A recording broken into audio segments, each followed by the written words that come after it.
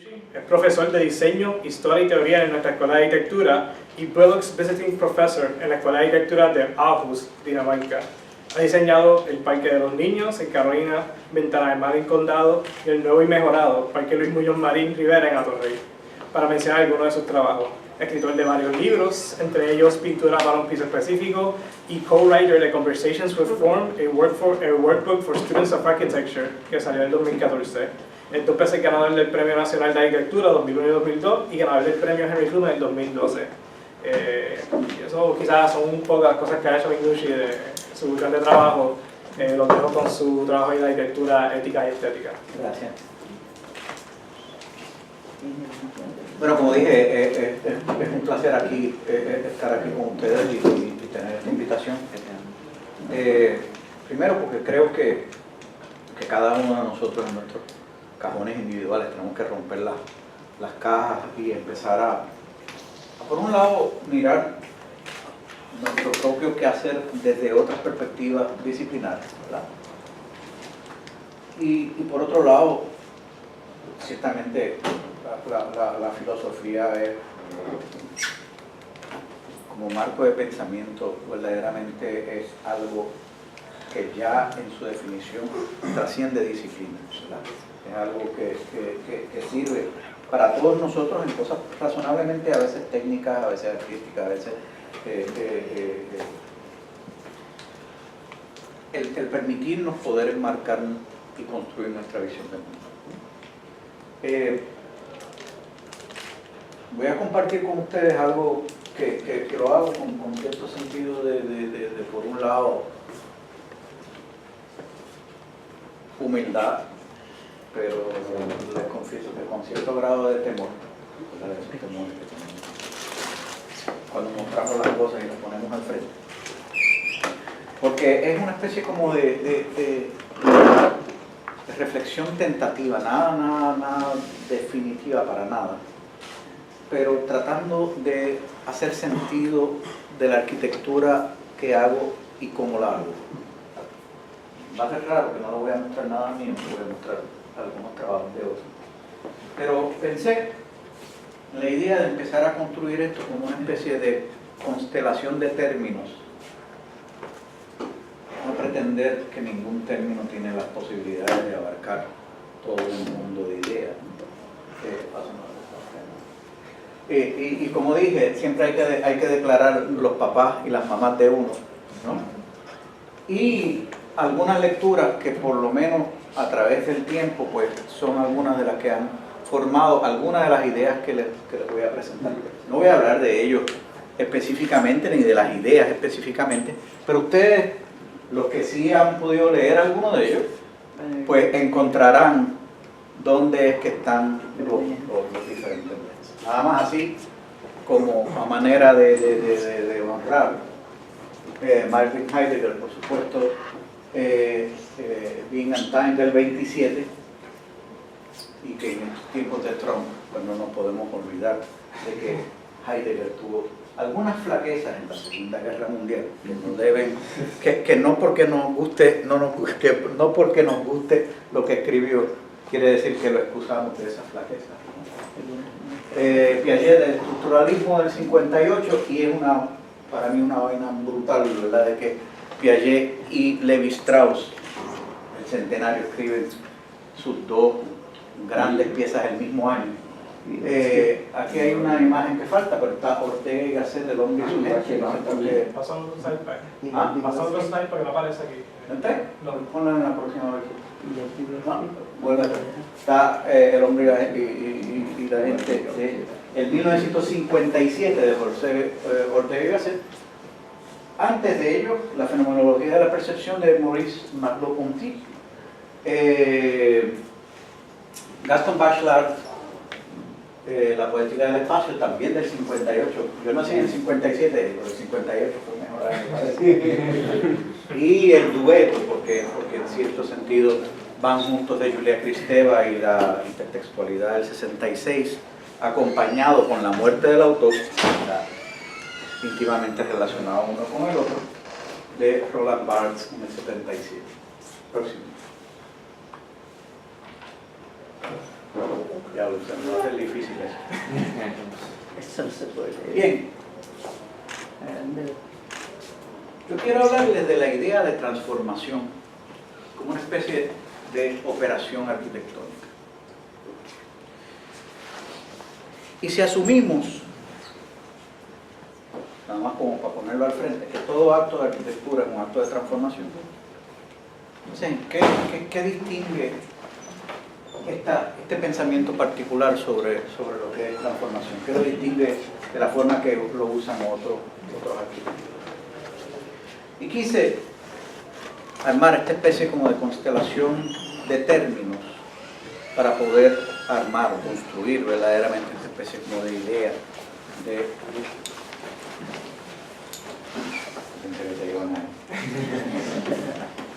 Así que nada más para declarar los términos y ponerlos al frente son: número 1, cambio; número 2, tiempo; número 3, memoria; número 4, intertextualidad; número 5, leer, escribir; leer, escribir.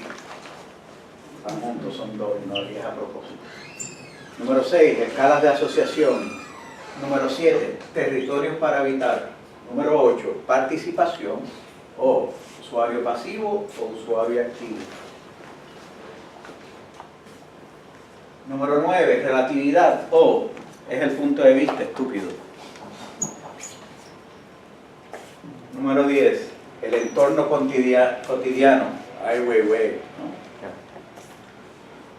Número 11, la ciudad compacta. Número 12, la continuidad del espacio público. Número 13, tipo o temas y variaciones. Número 14, constantes y vigencias. Y número 15, permanencia y cambio.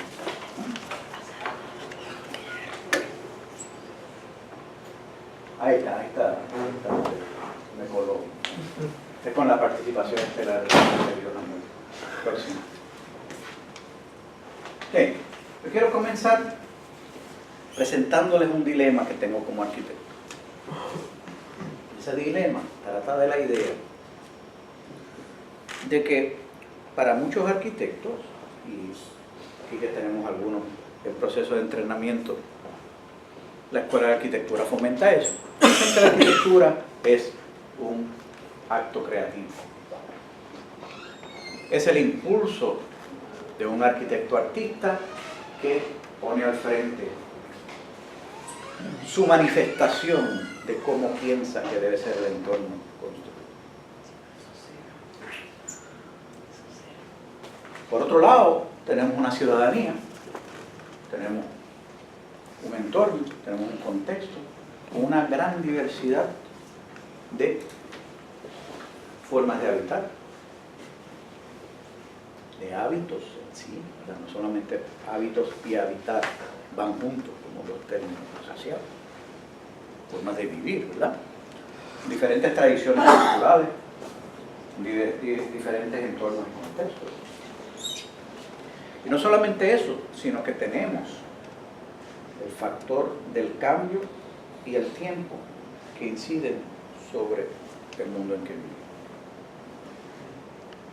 Y a diferencia de una pintura o un artista que quiere expresar su creatividad, como dije al principio, el gran dilema de la arquitectura es que nosotros tenemos que habitarla. ¿Y si la creatividad del artista verdaderamente no es lo que debe ser? Eso sí. Nos vamos a tener que chupar el vivir en una casa, o trabajar en un edificio, o caminar por una ciudad que verdaderamente no está donde debe estar simplemente porque fue generada por la expresión artística de un arquitecto.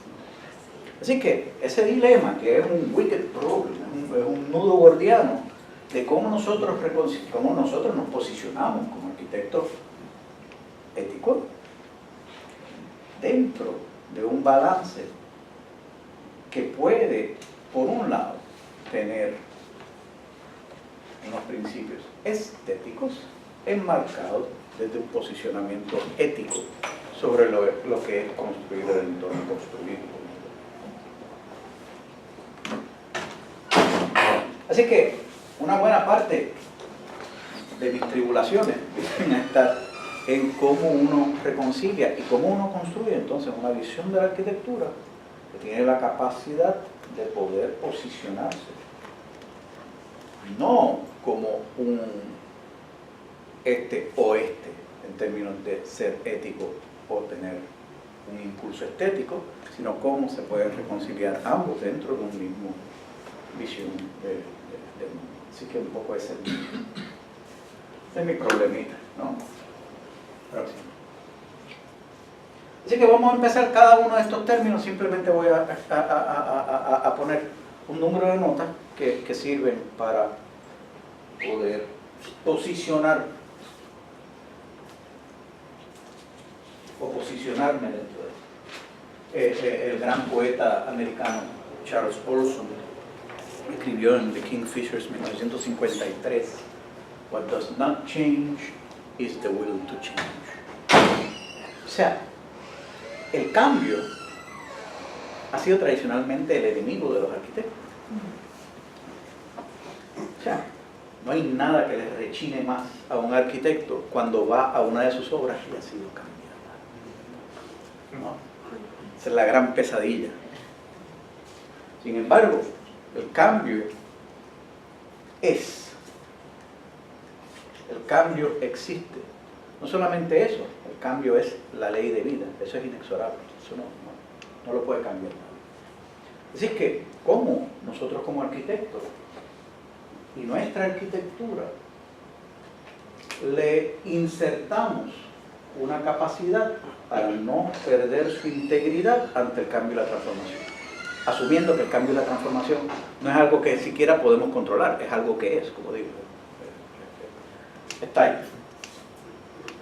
Next. Así que vamos a ver, esto es un pequeño ejemplo de la vida de una casa particular en Tokio, que con la primera generación en 1915, ¿verdad?, abren con su arriba, ¿verdad?, a mano izquierda, abren con su tienda y un pequeño apartamento en la parte de atrás. En la medida en que la familia crece, la casa crece, ¿verdad? Esta es la segunda generación, 1945-1960, y del 1900 al día de hoy, eso ya ocupó la totalidad. Volviendo a Ai Weiwei, estoy hablando de lo cotidiano, no estoy hablando de arquitecturas especiales, etc. Esto es la forma en que son las cosas, ¿no? Próximo. Tiempo. Entonces, pensando en la idea del cambio, eso sugiere que el tiempo tiene que formar parte integral del pensamiento arquitectónico y que la arquitectura no puede ser una especie de pretensión de la fosilización del artefacto o de la pieza arquitectónica congelada forever, ¿no? Tiene que poder, entonces, para poder bregar con el tema del cambio, tiene que insertar la ecuación del tiempo.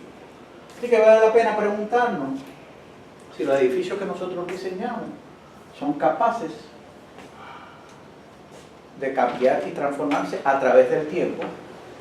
Y eso sugeriría, si eso es cierto, que la idea de la programación y del uso, ustedes saben lo que es programación, ¿verdad? La forma en que se programan los espacios, y los arquitectos tradicionalmente etiquetean los espacios con un nombre. Esto es un cuarto, esto es una sala, esto es un pasillo, esto es un salón de clases, esto es... Y a mí me gustaría pensar que en esta especie de visión que estoy construyendo, que la idea de programar espacios o de usos se sustituye por la idea de capacidad. Es básico. ¿Por qué? Vamos a hacer la pregunta. Ustedes saben el axioma arquitectónico famoso, form follows function. La forma sigue la función.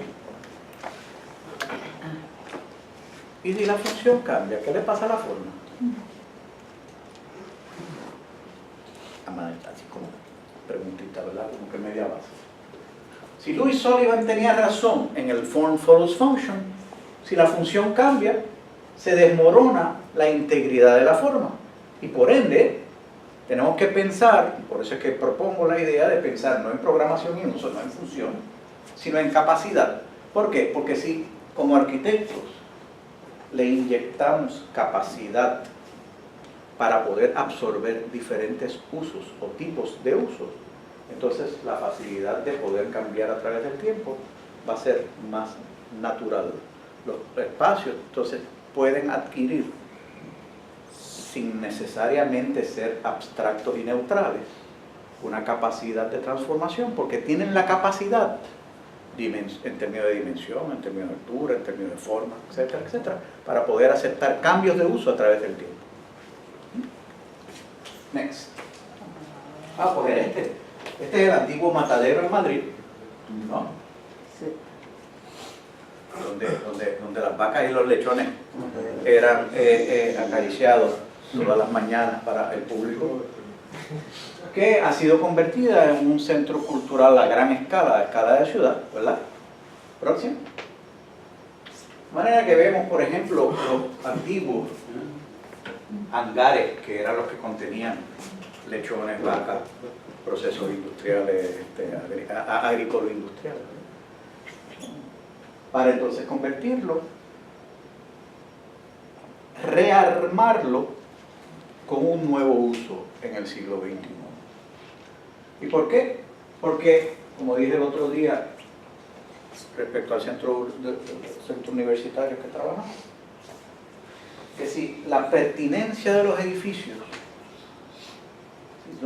no son pertinentes a la sociedad contemporánea, están destinados a dos posibilidades. O se convierten en museos, y no podemos tener muchos de ellos, o se demuelen porque entonces son incapaces de poderse adaptar a las necesidades de los tiempos. Así que vemos aquí un edificio próximamente, ¿verdad? Donde entonces ha sido rearmado con nuevos usos.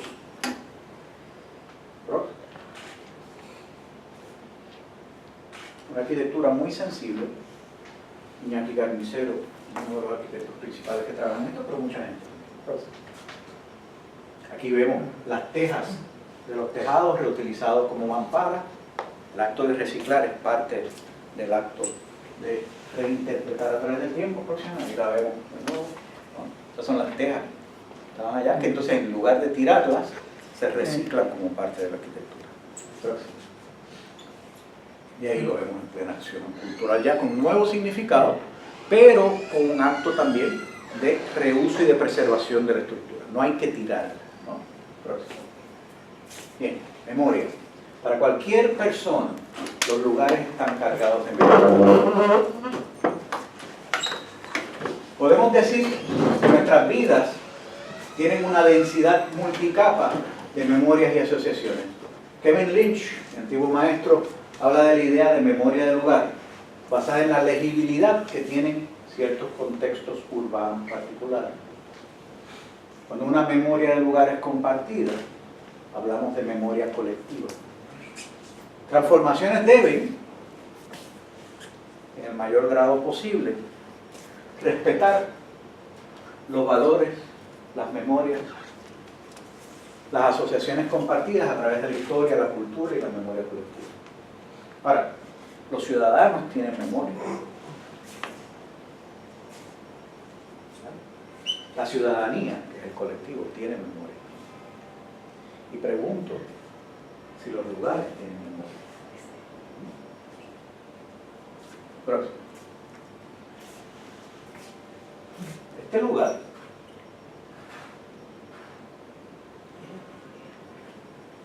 cargado de memoria es la prisión Fort en Johannesburg, África del Sur. La prisión urbana donde está Gandhi a principios del siglo XX, donde estuvo Mandela después, ¿no?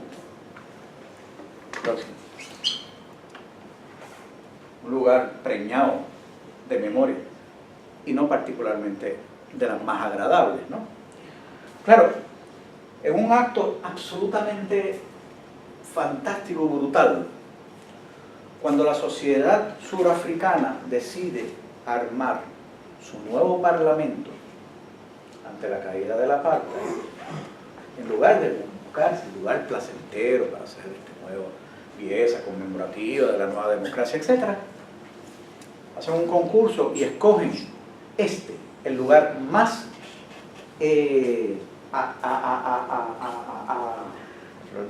a flor de piel, ¿verdad? Para poder entonces armar su nueva legislatura constitucional, ¿no? Y esta, que viene a ser el lugar de la legislatura, ¿no? Ahí vemos donde entonces todas las comunidades africanas se unen. Próximo. Vemos cómo los arquitectos, esta chica que ganó el concurso, estudió conmigo cuando hice mi grado de arquitectura, ellos incorporan las ruinas de los viejos edificios como parte integral del nuevo esquema para el Parlamento. ¿Y por qué eso es importante? Porque ese asunto de no olvidar, de mantener la memoria urbana viva, también es el recuerdo de no volver a repetir las atrocidades. Oye, hemos sobrepasado esto, pero no nos olvidemos que estamos ahí, ¿verdad? Próximo. Y vemos como, por ejemplo, aquí, que es el nuevo Plaza de la Libertad, tenemos aquel edificio ahí. Próximo, por favor. Aquí tenemos el Parlamento. Que como parte del recorrido están las viejas celdas donde estuvieron prisioneros políticos. Por contraste, tenemos un lugar como Chile o como Argentina, que han tenido problemas en cómo mantienen la memoria de cosas pelúas como Pinochet, ¿verdad? Tenemos España, con todos los resultados de la guerra civil y con Franco, donde un poco tratan de decir, espérate, déjame pretender que esto no pasó. Por eso es que este componente de la memoria es importante. Y este es un ejemplo extraordinario. Aquí en este paso, en este pasillo, dentro de los propios pasillos, está cargado con las memorias del sitio y con las familias ciudadanas que forman parte de esa África del Sur plural, ¿verdad? Y ahí vemos componentes de todas las tribus, ¿verdad? Próximo. Intertextualidad. Es una pena, aquí tengo unas lecturitas filosóficas en cada uno de estos, pero no se puede. Obviamente aquí tenemos a Julia Kristeva y a Roland Barthes, ¿no? La intertextualidad presupone que el contexto antecede el acto de transformar. Siempre transformamos algo. ¿Y por qué traigo esto y traigo a Kristeva aquí al frente? La idea de que el entorno construido, primero, no lo construye una sola persona. La idea del arquitecto como autor, Roland Barthes, lo limpia el pico. ¿Por qué? Porque el entorno construido y la complejidad del entorno construido hace que tengamos muchos autores, algunos conocidos, otros anónimos, ¿verdad?, sobre muchas generaciones o a través de muchas generaciones. Por eso es que el autor muere. Por eso es que cuando yo termino un proyecto, en sí yo me desprendo de él y lo tengo que dejar ahí porque ya deja de ser mío, ¿verdad? El suicidio del autor en ese caso, ¿no? Y se hace más importante porque hay la pretensión de arquitectos de que trabajan sobre una tabla rasa, sobre una mesa en blanco, sobre una pizarra borrada, sobre un canvas en blanco, ¿verdad? La tabla rasa es un mito, aunque aquellos que arrasan para construir lo de ellos, aunque pretendan hacer eso, la tabla rasa es una mentira, porque siempre está el contexto que borrar, ¿verdad? ¿Y por qué eso en términos de una filosofía de arquitectura es importante? Porque por un lado, en lugar de mirarlo como una restricción, uno tiene que mirar el contexto como el conjunto de claves que uno puede observar, entender, mirar, como punto de partida para la proyección. Check. Desde las adversidades que hay en un sitio hasta las posibilidades y los potenciales que hay en un sitio, las oportunidades que hay en un sitio. Y aquí tenemos el Columba de Peter Sumter, donde encima de una iglesia bombardeada en la Segunda Guerra Mundial y volada, él mantiene la base, nuevamente no la tumba, no la desaparece, sino que reinterpreta en su adición, ¿verdad? Y vemos desde que hace el negativo del ladrillo que hay abajo, etcétera, etcétera. Él claramente marca su tiempo, pero trabaja sobre las bases del contexto que existe. Él no pretende decir, los nazis, they were so bad, lo elimina y hace su pieza arquitectónica. Él trabaja sobre la pieza que existe, ¿no? Próximo. Y aquí vemos otra, esta es una casita moderna, nuevamente el cotidiano. Este es Aires Mateus en Alenquer, Portugal. ¿Dónde vemos esta ruina? Hoy día todo el mundo se cargaría la ruina y dice, no, yo voy a hacer mi pieza arquitectónica. Entonces Aires Mateus hace algo extraordinariamente hermoso, que dice, yo voy a hacer la pieza arquitectónica contemporánea, pero voy a mantener la ruina completa, que es la muralla que le da el contexto, y no la voy a tocar. O sea, no lo voy a tocar en el sentido de que el nuevo no se le pega al viejo, se distingue el viejo, ¿verdad? Aunque lo sintetice en términos tonales y materiales, etc. Pero el reconocimiento de que la tensión entre el uno y el otro está ahí como estrategia de transformación próxima. Así que ahí vemos la ruina en rojo, que la vimos en la foto. Vemos la intervención de ellos adentro. Ahí lo vemos en sección también, ¿no? Perdonen que le enseñen secciones y plantas y las cosas que los arquitectos usamos. Y ahí vemos, esta es la pared de la ruina, ¿no? Que la vemos, que es estereotómica, pesada, ¿no?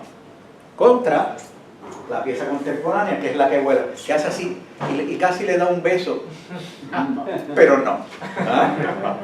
Entonces tenemos el moderno, que tiene la capacidad estructural de poder hacer unos vuelos y otras cosas que el antiguo no hacía, y el antiguo que entonces se afirma. Es el mundo estereotómico y el mundo tectónico que entonces empiezan a conversar. El nuevo y el viejo comienzan a conversar.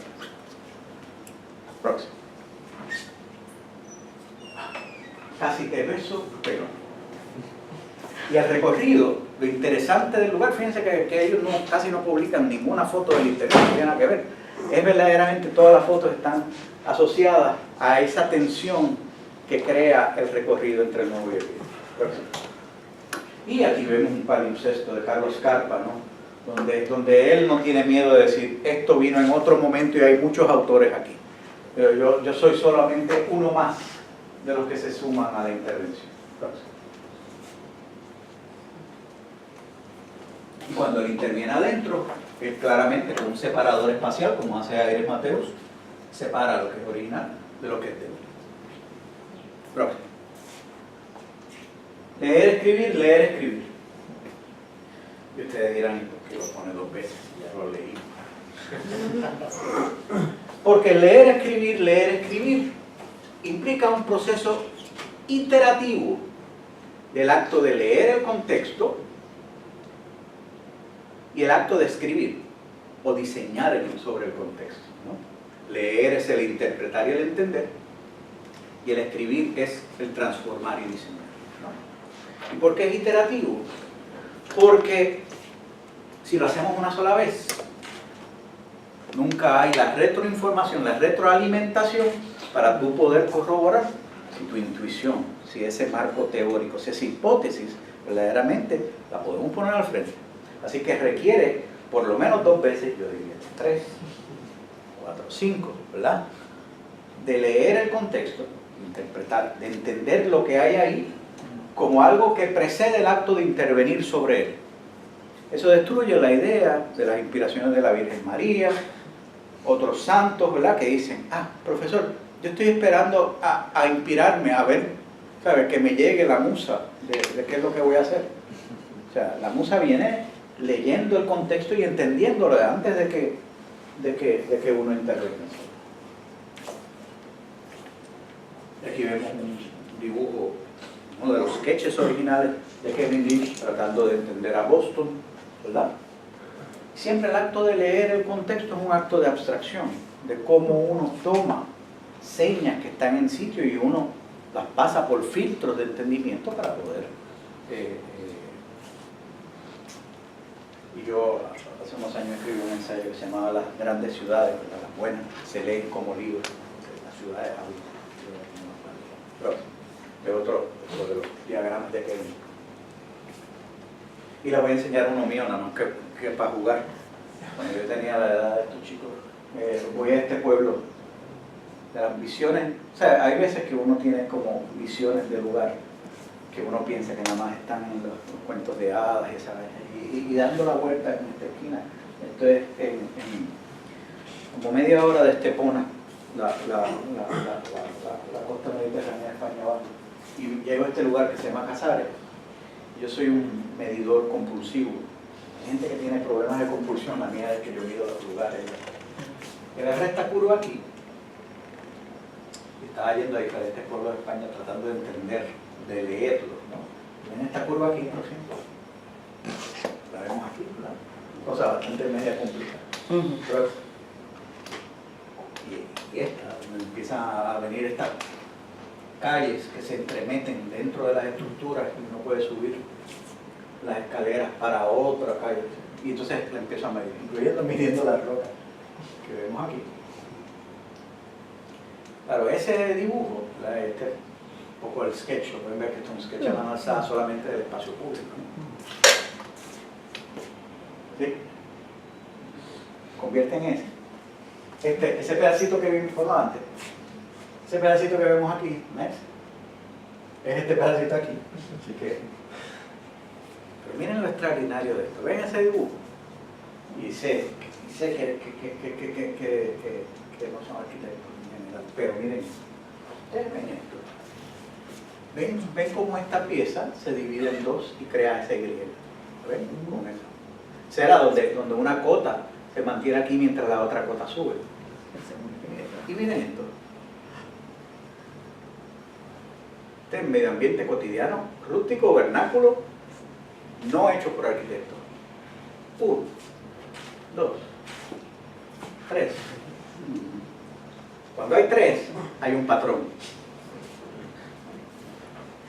Cuando hay 3 y hay un patrón, hay un sistema.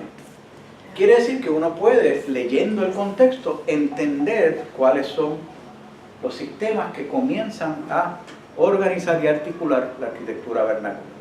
Que uno piensa que como no tiene arquitectos y no tiene preplanificación, que es simplemente hecha al wipipico. No. Y claro, en la convulsión, yo empiezo a medir las cosas y a establecer relaciones dimensionales entre ellas. Y de ahí, ¿sí?, se convierte en tratar de entonces organizar sistemas de organización espacial. Solamente lo digo, solamente lo muestro, porque esta no es una arquitectura formal. Pero el acto de leerla es el acto de nosotros apoderarnos y entender cómo es que funciona. Nuestra construcción del entendimiento. Ese es el acto de leer. Bien, escalas de asociación. Esta es de mis favoritas, ¿verdad? Porque aquí tenemos esto, ¿no? Así que, si yo abro esta gaveta y saco un artículo, un objeto aquí, ¿no? ¿Estás listo para esto? ¿Tú estuviste en mi show el otro día? De la escuela de arquitectura. El show.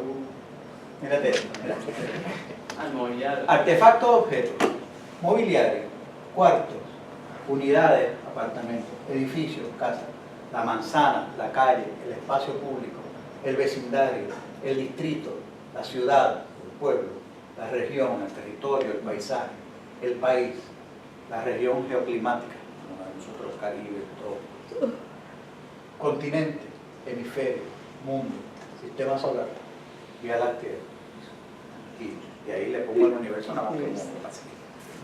¿Qué pasa? Que las escalas de intervención o las escalas de asociación implican un sistema dentro del cual cada escala de asociación cobija y le sirve de contexto a la que está más abajo. Y las que están abajo se suman en las escalas de asociación que son más altas. Por eso es que cuando en la escuela de arquitectura le digan que ustedes son arquitectos que trabajan solamente sobre edificios, ustedes tienen que decir que no. Que un arquitecto tiene que poder entender las diferentes escalas de asociación para poder intervenir efectivamente en el entorno construido, ¿no? Claro, nosotros tenemos más control en la medida en que estamos más acá. Ya allá arriba, el universo, el sistema solar y la Vía Láctea es otro orden de cosas. ¿Y qué ocurre con esto? Es que si uno entiende estas escalas de asociación, uno se va a dar cuenta que respecto al tiempo, en la medida en que uno está más abajo en las escalas de asociación, el rate, el marco temporal con el cual se ejecuta el cambio de transformación es más rápido. Y mientras vamos subiendo, el rate es más lento. Sin embargo, nosotros pretendemos acá, en nuestras escalas, de que el rate es algo, el intervalo de cambio, ¿verdad?, es más o menos constante, y no es así. Inclusive, nosotros podríamos pensar que aquí hay una estructura que carga. No es, mire esto. Eso es secundario, eso no tiene nada que ver. Pero puede haber esta, que es sólida. Esta va a tener un cambio, un rate de cambio más lento de lo que va a tener esta. Eso va a ser importante para algo que vamos a ver ahorita. Próximo.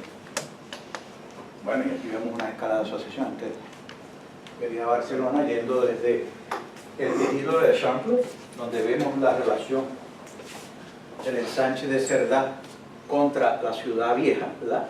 Aquí entonces podemos enfocar en el Eixample de Cerdá. Dentro de esto podemos ver un vecindario, y dentro del vecindario una manzana, y de ahí nos podemos meter dentro del edificio, y dentro del edificio nos podemos meter dentro del apartamento, y dentro del apartamento nos podemos ver dentro del cuarto, etc. Y mover entonces territorios para habitar, territorios de apropiación. El diseño transformativo persigue la idea de crear territorios para uso, territorios para nosotros habitar. Eso desprende las ideas creativas, donde el arquitecto pretende simplemente crear formas for the sake of form, ¿no? Solamente por el acto de crear. Una pintura está bien, una escultura está bien, que hagan lo que le dé la gana. Pero el minuto que nosotros lo tenemos que utilizar, lo tenemos que habitar, tienen que hacerse territorios para entonces todos los demás que no son. Próximo. Eso nos lleva entonces al dilema de la participación del usuario. El usuario debe ser un usuario pasivo, receptor, que dice, diséñame, que yo me voy con lo que tú me des, ¿no? O debe ser un participante activo en la construcción del entorno. Yo me voy con el 2, con la opción B. Porque por un lado está el derecho a escoger, segundo está el derecho a participar, y tercero, tiene que estar el derecho a construir. Ese Casares que yo mostré, blanco, eso no lo construyó ningún arquitecto, eso lo construyó la propia gente que tiene una necesidad de hacerlo, ¿no?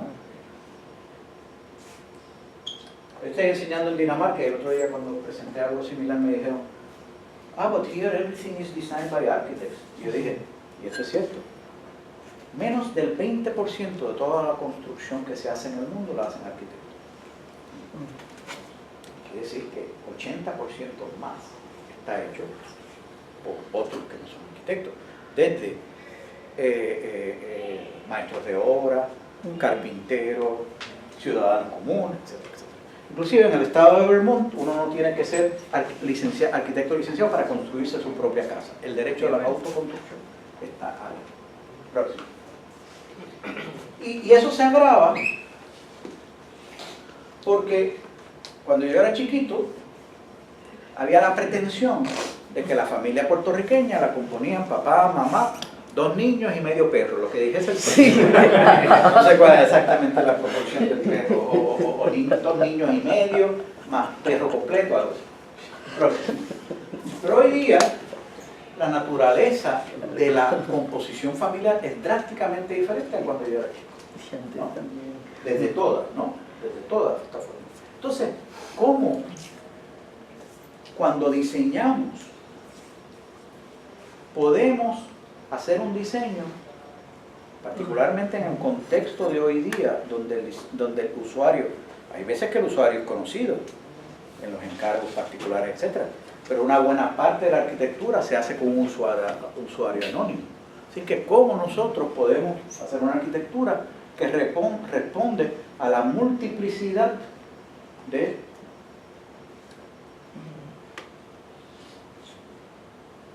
las estructuras familiares que son particulares del día de hoy? Próximo. Mira, aquí está la pareja con el perro, el perro. Así que, por ejemplo, un ejemplo de Hermann Herzog, entonces él diseña esta especie de contenedor, ¿verdad? Y establece toda una serie de variaciones de cómo se pueden interpretar, habitar de formas diferentes ese contenedor que él da. La forma en que él setea la participación es estableciendo sets de opciones para poder escoger. Esa es una forma. Próximo. Aquí vemos el German House de Hermann.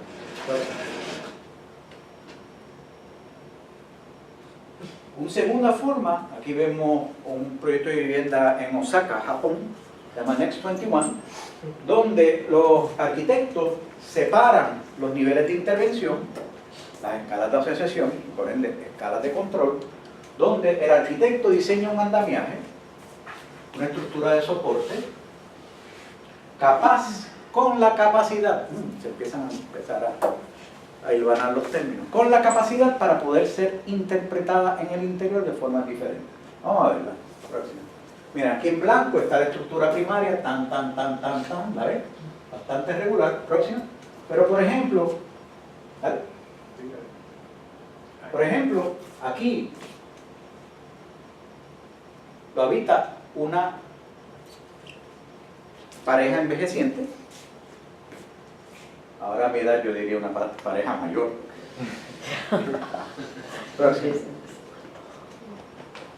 Pero ahí está armada para 4 solteros que son roommates, ¿no? En la misma estructura.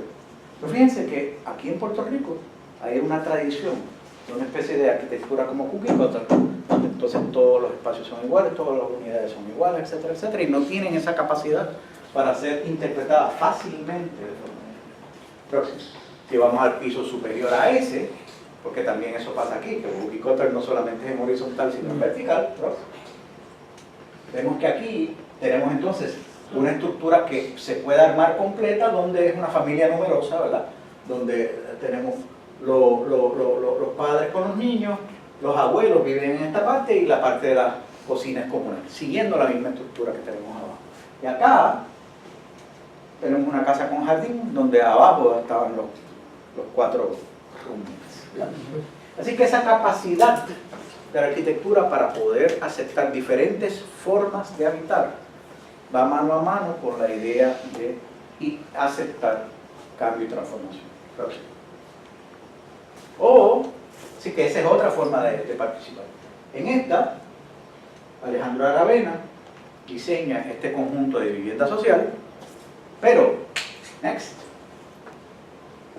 la base del asunto es que el hueco que está ahí lo completan los usuarios en un acto de autoconstrucción sobre la base que establece Alejandro, ¿no? Así que esa es otra forma de participar. Cada una es tan válida como la otra. Bien, relatividad, es el punto de vista, tú. La arquitectura tradicionalmente se basa en la idea de zona de transición entre polos aparentemente opuestos, ¿no? Adentro afuera, ¿verdad? Adentro afuera, frío calor, claro oscuro, arriba abajo, público privado, abierto cerrado, grande pequeño, etcétera, etcétera.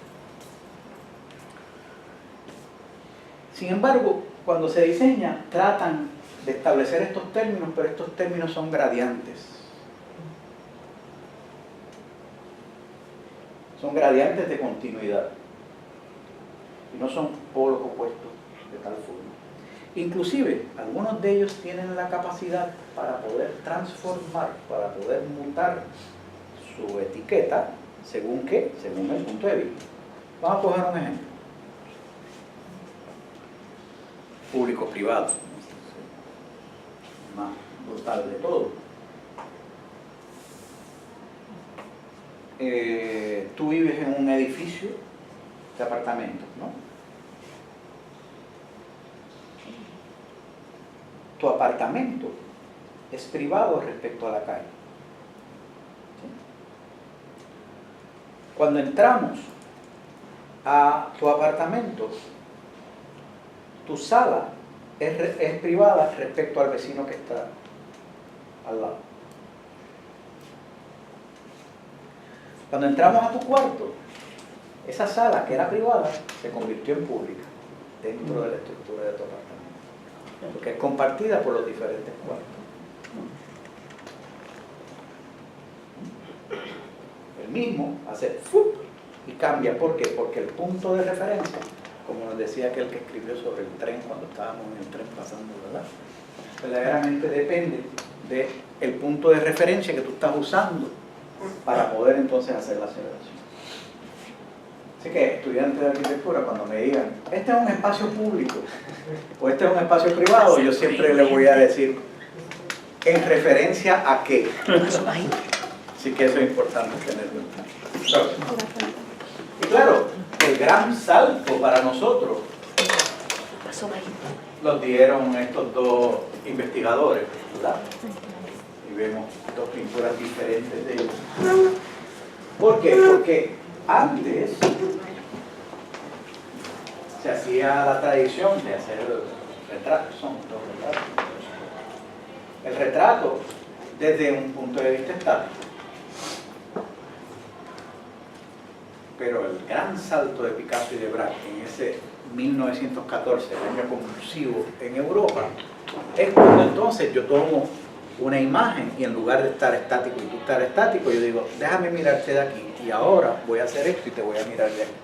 Y te voy a mirar de arriba y te voy a mirar de al lado.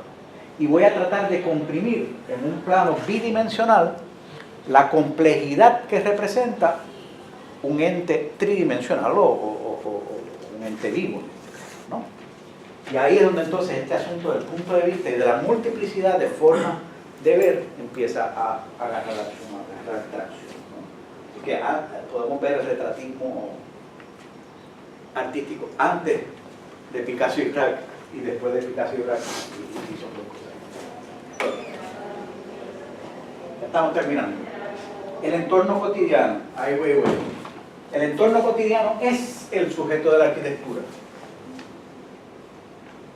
Ahora, no siempre es fácil, porque el arquitecto era el arquitecto de los palacios, de los templos, de las iglesias, de aquello que era especial. Un momento. Pero ¿qué pasó? En el siglo XX, y a partir del principio del siglo XX, a raíz de la Revolución Rusa, que cumple años este año, la Revolución Bolchevique, la Primera Guerra Mundial, la Segunda Guerra Mundial, el arquitecto tuvo que meterse a hacer operaciones arquitectónicas y urbanísticas a gran escala, porque el entorno construido, el entorno cotidiano, había sido volado, literalmente volado. Y comenzó a diseñar el everyday environment. ¿Qué pasa? Continuó diseñando el cotidiano con la misma mentalidad de lo especial, sin ajustar herramientas, visión, la lupa, la óptica y las estrategias con las cuales abordar. Y por eso es que los arquitectos hoy día siguen afrontando el cómo diseñan lo del día a día como si fueran proyectos especiales. Yo insisto que el entorno cotidiano requiere de herramientas diferentes de cómo nosotros nos enfrentamos al problema ese. Próximo. La ciudad compacta. El construir sobre lo construido. Entonces, debe ser el primer principio de sostenibilidad. Porque el construir sobre lo construido implica la preservación, particularmente en el caso nuestro puertorriqueño de 100×36, de nuestros recursos más importantes, que es el terreno disponible. El construir sobre lo construido, la ciudad compacta,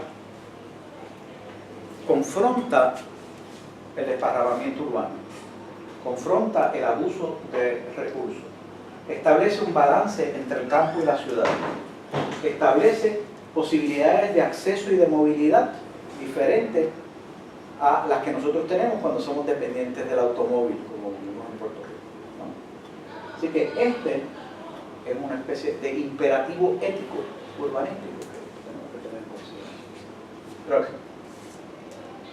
La continuidad del espacio público. El entorno cotidiano se divide en dos grandes esferas.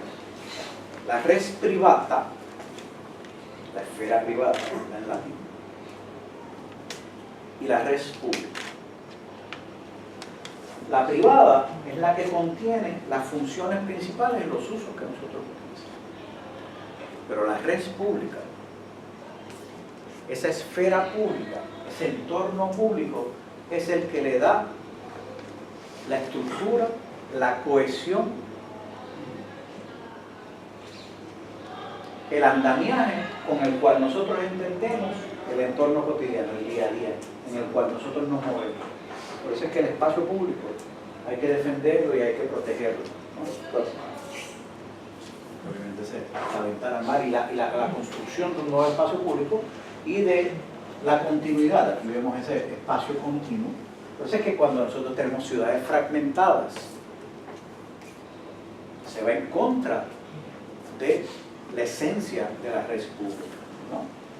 Y claro, aquí hay la ventana al mar, trabaja en diferentes esferas. Está la esfera de ser un espacio público para la ciudad, pero también es el mediador con este gran espacio público que es el litoral atlántico, que la muralla desde el aeropuerto hasta acá nos ha cortado, ¿verdad?, como parte de nuestro entendimiento de la ciudad, en nuestra ciudad caribe.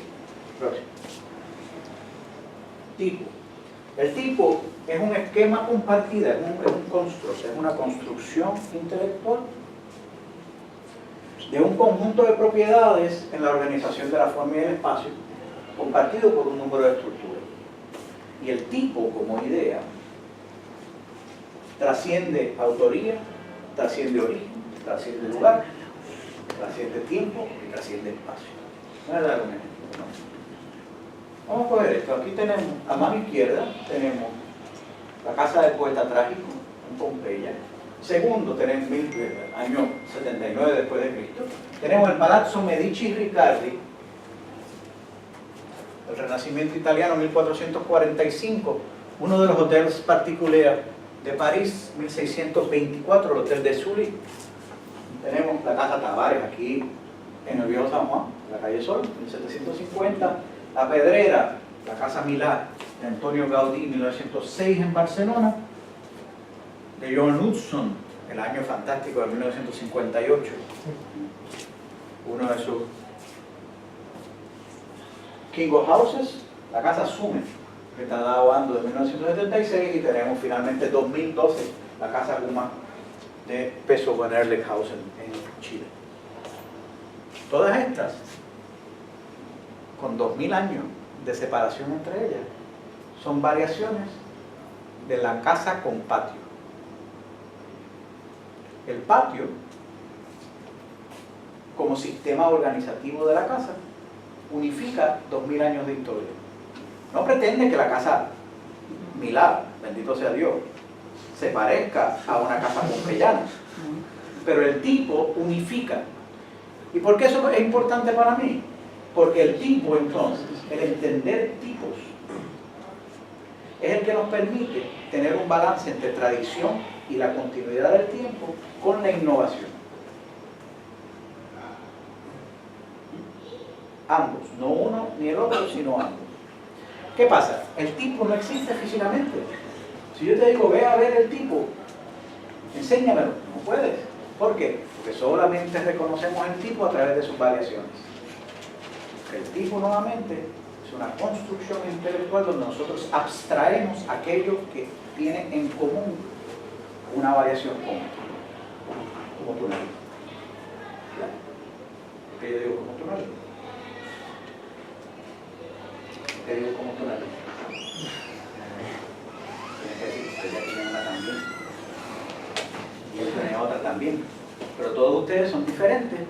Pero hay componentes que nosotros podemos identificar que los unen como tipo que nosotros llamamos. Y ella va a tener unas propiedades en su mujer que te van a separar de tu grupo porque tú tienes otra cosa, tienes cosas que son comunes, cosas que son diferentes.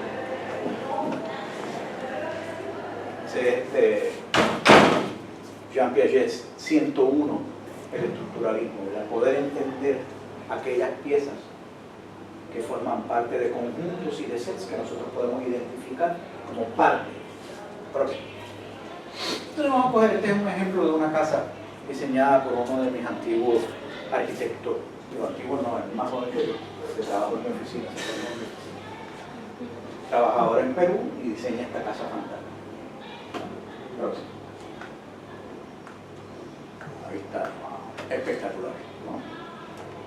Las cosas más lindas que tengo. Próximo. Un chico tiene que tener 30 años. Y él diseña esta pieza, vieron la continuidad. Ah, mira, un patio aquí. La continuidad del paisaje, continuidad del espacio público. Hace una variación en la casa con patio como tipo. Pero hace otra variación. Ustedes ven esa forma de cerrar el pasillo del patio. ¿Lo ven? Próximo. Aquí. Próximo. Eso está amarrado a la forma de entonces construir estas mamparas apersianadas, ¿no? Que vienen desde 300 años antes. O sea que la arquitectura contemporánea tiene la capacidad para innovar, porque él no le hizo una copia y no le imitó así vilmente. Él hace una interpretación contemporánea, pero lo amarra, establece un puente con lo que vino antes, porque lo amarra el tema de la continuidad tipológica. Próximo. Penúltimo, constantes y vigencias. Obviamente Ortega y Gasset ahí. La idea de las vigencias, se llama en inglés binding observance, son esos acuerdos hechos societalmente que hacen que nosotros podamos tener unas especies de reglas de convivencia, ¿verdad? Y de cómo nosotros nos comportamos en sociedad. Ahora, hay vigencias formales y hay vigencias informales. Las vigencias formales son aquellas que las establecen edictos, leyes, etcétera, etcétera, etcétera. Y esas tienen una permanencia más corta. Las más poderosas de las vigencias son aquellas que son parte de una continuidad cultural y que nos amarran porque son las formas en que nosotros entendemos cómo se desarrollan ciertas cosas. Próximo. Voy a enseñarle algunas donde los arquitectos buenos tienden a pegarse, ¿verdad? Por ejemplo, Le Corbusier hace este pabellón del Esprit Nouveau, uno de los clásicos de la arquitectura. ¿Cuál es la nueva arquitectura? Y en uno de los congresos del CIAM, este arquitecto algerino, seguidor de Le Corbusier, fanático de Le Corbusier, dice que la idea de la arquitectura internacional verdaderamente tiene unos problemas. Yo digo que si toda arquitectura acto cultural, pues para mí lo es. Pues siempre la arquitectura está anclada en el lugar. Así que Roland Simonet le hace una contrapropuesta a la evolución, donde le dibuja su Algeria, ¿no? Donde le dibuja su...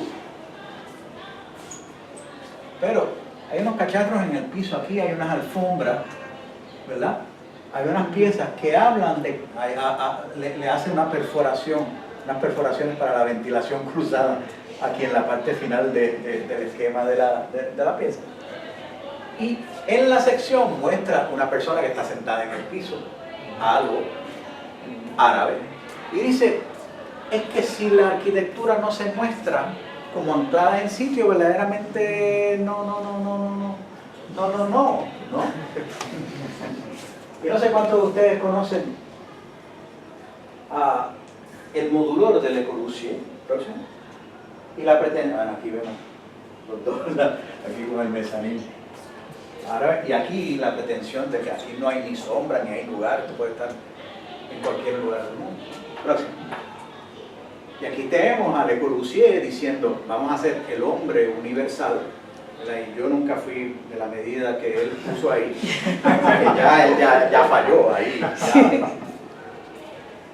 Y la pretensión de que la arquitectura se genera en base a una persona estándar representativa de toda la humanidad, y Roland Simonet le da otra galleta, ¿verdad?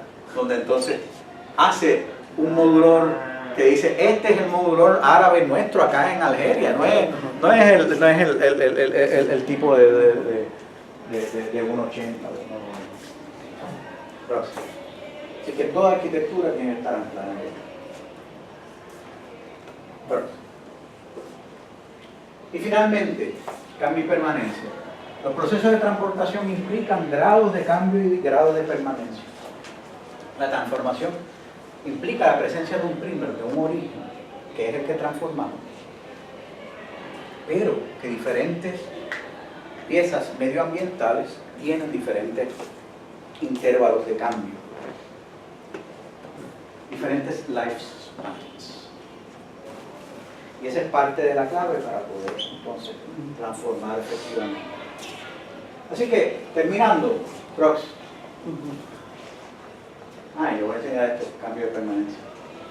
Este es el río Apurimac, en Perú. Y para salvar la distancia entre un lado y otro, próximo, la comunidad inca construye utilizando una técnica que por lo menos la primera que hay registrada es alrededor de 1421, de puentes con soga hechas con una paja. Y ahí lo. Próximo. Ahora, esta pieza está declarada como Patrimonio de la Humanidad por UNESCO.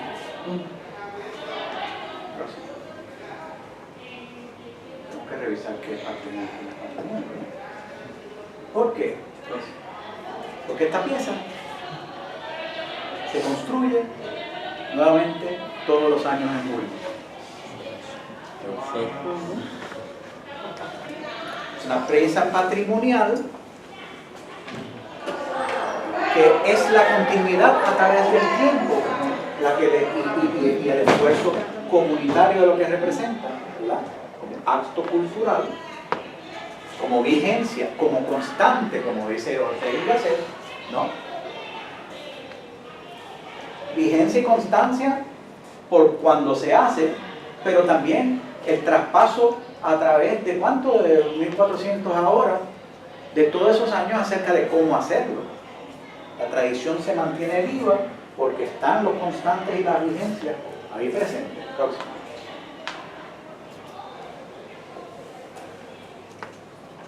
Y se hace como parte de una ceremonia. Próximo. Así que, nada, para que nos vayamos a almorzar. Pensamos que entonces la idea de transformación, comenzamos con cambio, todo acto de construir es un acto de transformar. Tiempo, al considerar el tiempo como parte de un proceso evolutivo, concepciones estéticas sobre función y uso deben dar paso a considerar la capacidad de una estructura para aceptar formas variables de habitar. Memoria, los procesos de transformación deben respetar la memoria colectiva, la legibilidad urbana, la historia y la cultura de una sociedad.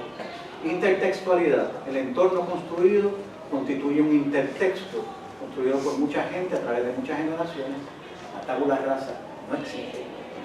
Leer, escribir, para transformar lo que existe primero hay que entender lo que existe. El acto de leer un contexto antecede el acto de escribir o de transformar un contexto. Escalas de asociación, el entorno construido lo estructura un sistema de escalas de asociación donde cada escala le sirve de contexto a la anterior. Territorios para habitar.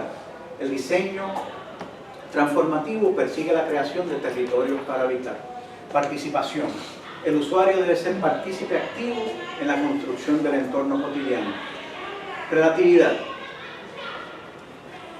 Las zonas de transición entre relaciones aparentemente polares no son relativas. Son relativas, no son absolutas. Dependen del punto de vista. Entorno cotidiano. Es el principal sujeto de la arquitectura, el urbanismo y la arquitectura del paisaje. Y como tal, requiere nuevas ópticas, instrumentos, destrezas y acercamientos respecto a cómo diseñarlo. La ciudad compacta. El construir sobre lo construido es el primer paso hacia una sociedad sostenible. La conservación de recursos comienza con la conservación y el uso eficiente del terreno disponible, el balance entre el campo y la ciudad, etc. Continuidad del espacio público. El espacio público es un sistema unificador que da sentido y estructura al entorno construido. Tipo, es un esquema compartido, un conjunto de propiedades de organización de forma y espacio compartido entre un número de edificios y estructuras. El tipo no existe físicamente, es una construcción intelectual, solamente lo reconocemos a través de las variaciones. Constantes y vigencias. Constituyen acuerdos formales e informales entre los ciudadanos. Las vigencias que más perduran no son las legales y las formales, sino aquellas pasadas de generación en generación a través de la cultura de un lugar. Cambio y permanencia. Procesos de transformación implican grados de cambio y grados de permanencia. Podemos pensar en diferentes partes del edificio como algunas que tienen diferentes ciclos de vida. Y transformación, eso es lo que hacemos. Una ñapa. Próximo. Yo les hice la pregunta que si los arquitectos, si los lugares tenían memoria. Les quiero mostrar rápidamente un proyecto que me parece extraordinario. Aquí vemos el grabado de Inigo Jones de Stonehenge, hecho alrededor de la mitad del siglo XIX, final del XVIII. Próximo. Ahora, Stonehenge, que lo vemos aquí,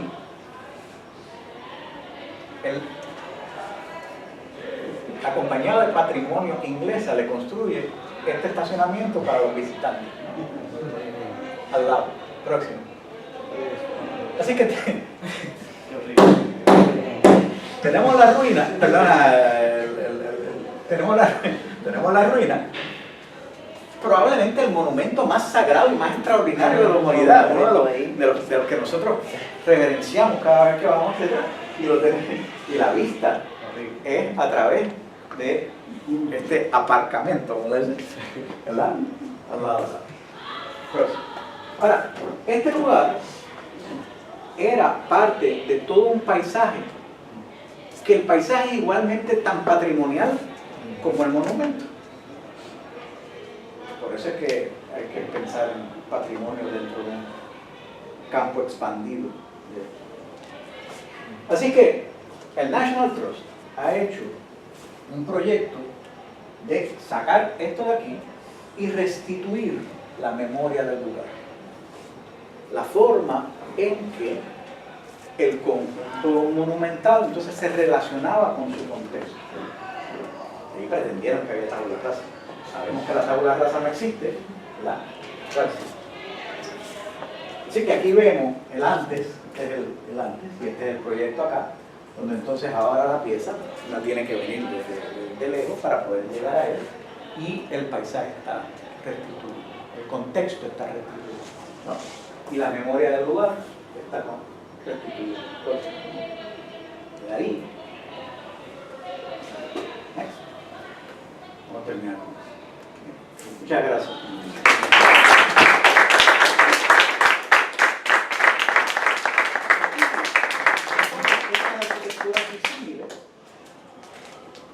Forman parte del mismo universo de pensamiento que hemos discutido.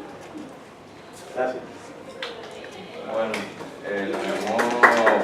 tenemos espacio para como 2 preguntas, pero bien concisas.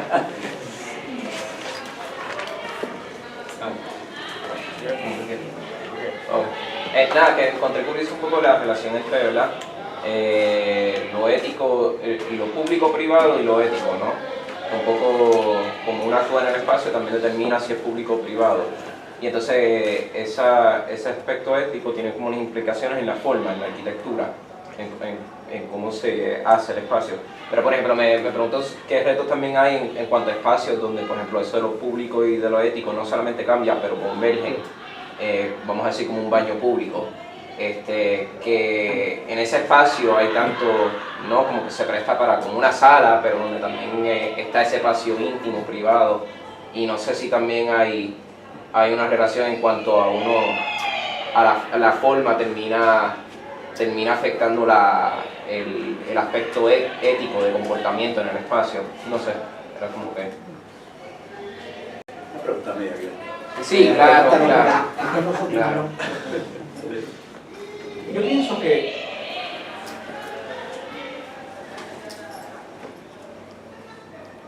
y viendo en parte por dónde va, yo creo que la forma condiciona forma de habitar. O sea, la forma construida condiciona forma de habitar. Así que en efecto, yo creo que parte del dilema viene a ser que el arquitecto tiene que estar consciente, por un lado, de no coartar, pero también consciente de las implicaciones éticas que tiene la forma en que se asocia.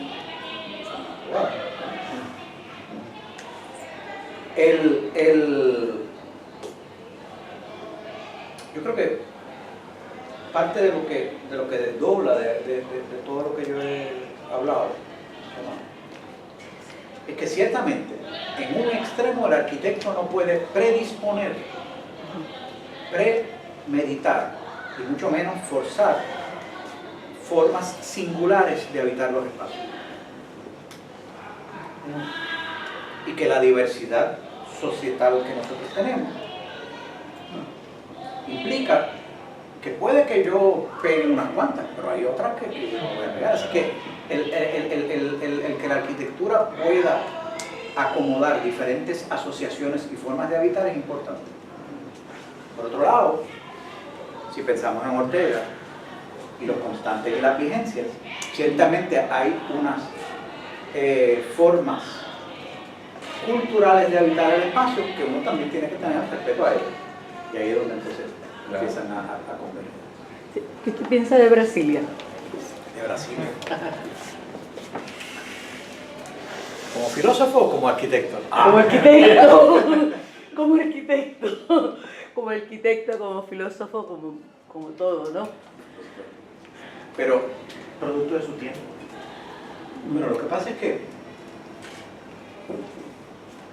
o sea, Brasilia comienza con una premisa difícil de enganchar. O sea, ahí del saco. Sí, una premisa O sea, política, ¿no? Y tenemos, antes de pensar en Brasilia como objeto urbanístico arquitectónico, hay que pensar en la premisa. O sea, tenemos un territorio brutalmente vasto que pretende en sentido más suave que puedo decir, pretende el poder construir una ciudad en el medio de la campiña, en territorio neutral, para poder entonces ser una especie de neutralizador, ¿verdad?, de territorios, comunidades diferentes para poder crear un Estado federal, ¿verdad?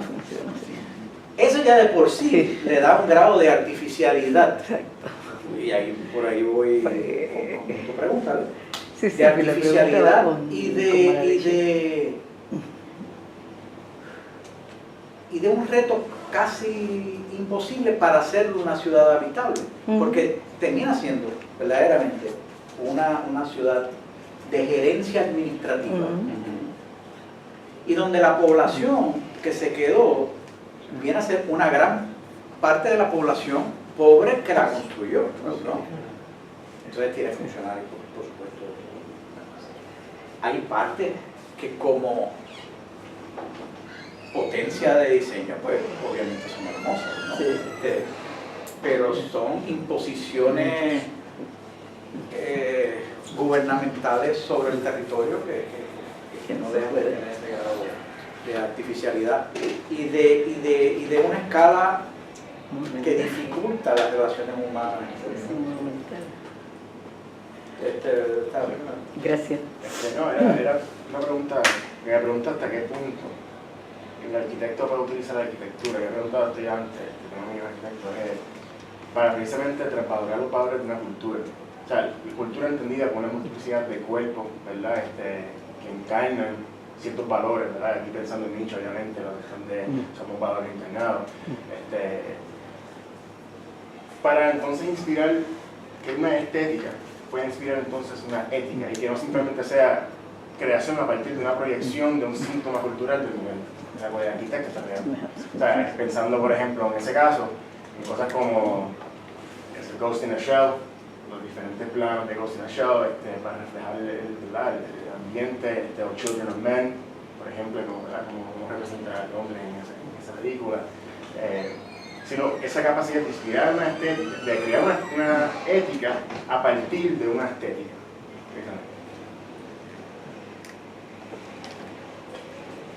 Yo creo que lo que dice está bien, excepto que las escalas en que nosotros estamos conversando, la escala en la cual tú estás operando en lo que dices y la escala en la que yo estoy operando con lo que yo digo, son radicalmente diferentes.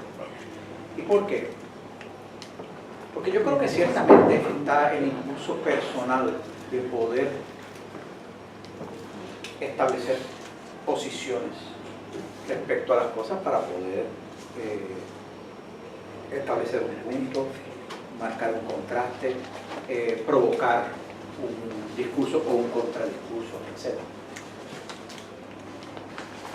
Y eso siempre como parte de la voluntad individual está ahí. Yo estoy hablando de que hay toda una serie de componentes, de que no es hasta cuando haya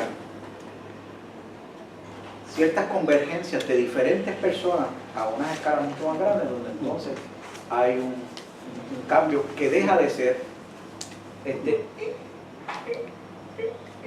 ¿verdad? Y eso yo creo que sí, estoy en acuerdo contigo, ¿verdad? Pero requiere de otros posicionamientos respecto a la arquitectura para que entonces verdaderamente trascienda. Inclusive, el minuto que yo mato al actor, me suicido como autor, ¿verdad?, implica que tiene que haber algo mucho mayor que entonces.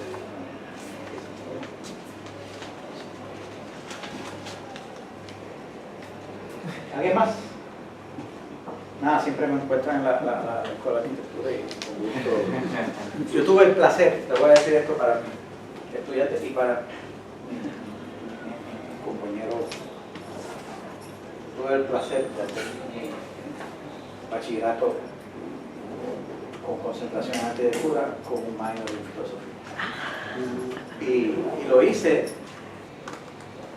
primero un poco alimentado por padres de las discusiones en la casa de la lógica y de ética y de algunos de estos campeones que teníamos aquí, ¿no? Y eso. Pero yo no sería el arquitecto que soy si no hubiese tenido la oportunidad de decir, yo voy a coger toda mi inventiva en la facultad de filosofía.